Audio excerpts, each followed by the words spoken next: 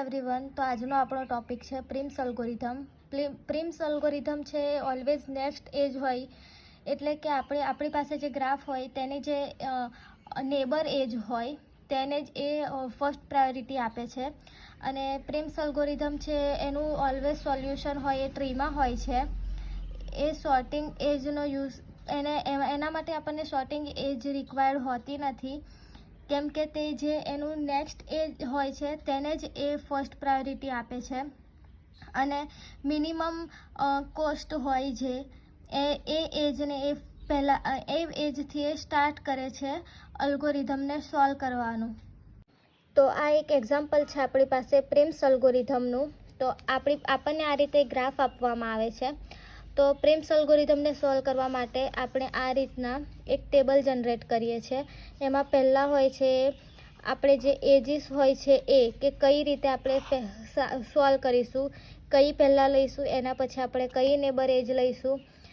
પછી સેકન્ડ જે ટેબલ હોય છે, ટેબલની જે કોલમ હોય છે એ હોય છે નેબર એજ, કે આપણે કઈ નેબર એજ એમાં સેટ કરીએ છીએ. પછી એ નેબર એજનું જે કોસ્ટ હોય છે તે, અને કઈ એજ એ છે જે સોલ્વ કરવાની બાકી છે, અનસોલ્વ છે, તે આપણે લાસ્ટવાળી કોલમમાં લખીશું. તો ફર્સ્ટ આપણે સ્ટાર્ટ કરીશું 1થી.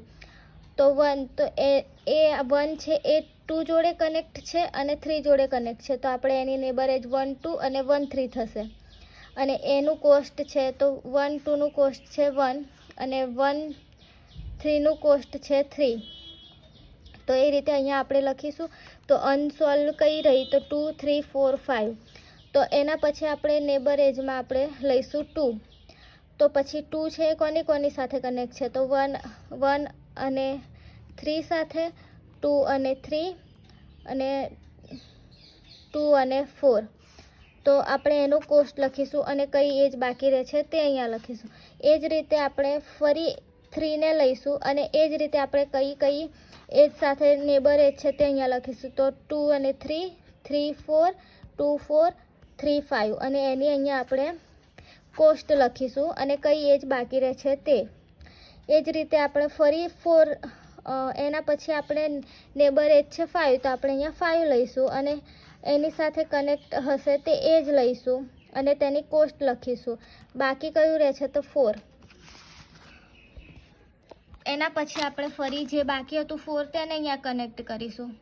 અને જોઈએ તો અહીંયા આપણી પાસે આ રીતના એક ગ્રાફ હતો અને જ્યારે આપણે તેને સોલ્વ કર્યો ત્યારે આપણી પાસે આવી રીતના એક ટ્રી છે.